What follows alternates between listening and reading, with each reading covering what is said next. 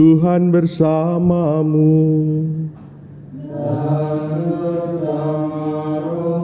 Inilah Injil suci menurut Lukas.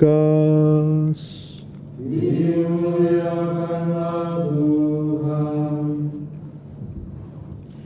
Dalam perjalanannya ke Yerusalem, Yesus berkeliling dari kota ke kota dan dari desa ke desa sambil mengajar. Maka bertanyalah orang kepadanya, "Tuhan, sedikit sajakah orang yang diselamatkan?" Jawab Yesus kepada orang-orang di situ, "Berusahalah masuk melalui pintu yang sempit itu. Sebab aku berkata kepadamu, banyak orang akan berusaha untuk masuk, tetapi tidak akan dapat. Jika tuan rumah telah bangkit dan menutup pintu, kalian akan berdiri di luar dan mengetok-ngetok pintu sambil berkata, 'Tuan, bukakan pintu bagi kami.' Tetapi dia akan berkata, 'Aku tidak tahu dari mana kalian datang.' Maka kalian akan berkata, 'Kami telah makan dan minum di hadapanmu, dan engkau telah mengajar di jalan-jalan kota kami.' Tetapi ia akan berkata, 'Aku tidak tahu dari mana kalian datang. Enyahlah dari hadapanku, hai kalian semua yang melakukan kejahatan.' Di sanalah akan terdapat ratap dan kertak gigi.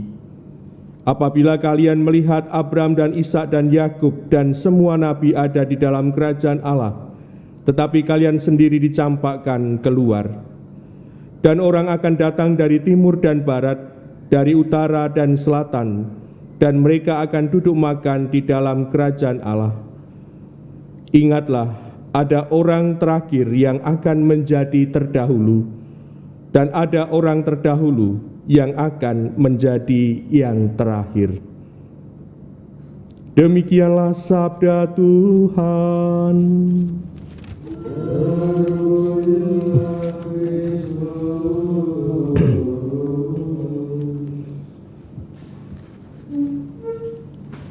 Saudari dan saudara yang terkasih, kita sadari bahwa kita semua berasal dari sebuah keluarga.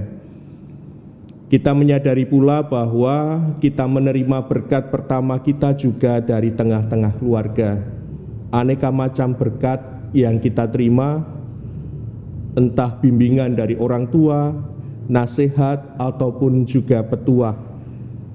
Ada relasi timbal balik antara orang tua dengan anak-anak.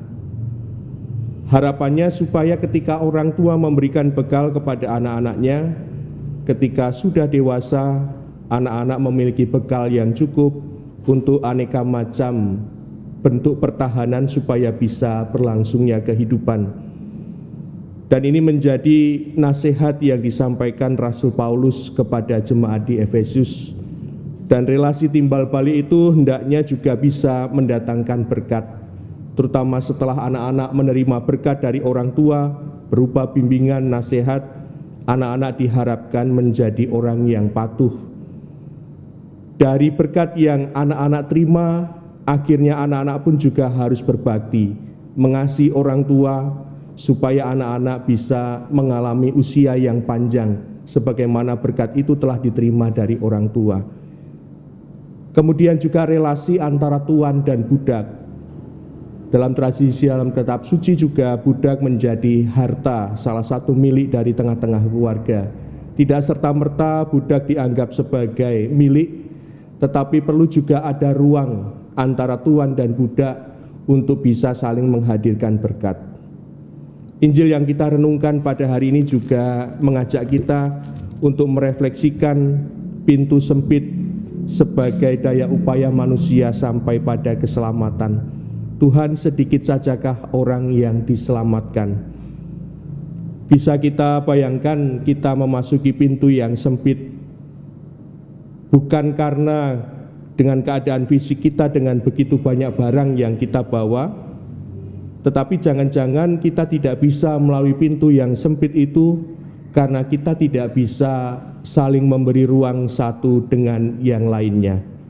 Ketika orang berebut untuk memasuki pintu tanpa kesadaran untuk bisa memberikan ruang kepada yang lain, Bisa saja orang tidak bisa memasuki pintu itu, tetapi dengan keterbukaan hati memberikan ruang kepada yang lain, diharapkan demikian banyak orang bisa memasuki pintu sampai pada keselamatan. Yesus sebagai pintu yang mengundang setiap orang bisa merasakan keselamatan yang terus-menerus ditawarkan dalam kehidupan. Maka dari setiap orang yang akan melalui pintu itu membutuhkan kerendahan hati untuk bisa terbuka akan sabdanya, patuh dan taat akan kehendak yang selalu ditawarkan yang akan mengundang manusia sampai pada keselamatan. Dituntut kesadaran dari diri kita juga untuk tidak hanya berseru Tuhan, Tuhan, tetapi dari pihak kita juga harus senantiasa memiliki kesadaran sungguh tatkala ia mengajar, apakah kita juga memiliki kepedulian untuk mendengarkan sabdanya sebagai pedoman hidup kita untuk sampai pada keselamatan. Kemuliaan kepada Bapa dan Putra dan Roh Kudus.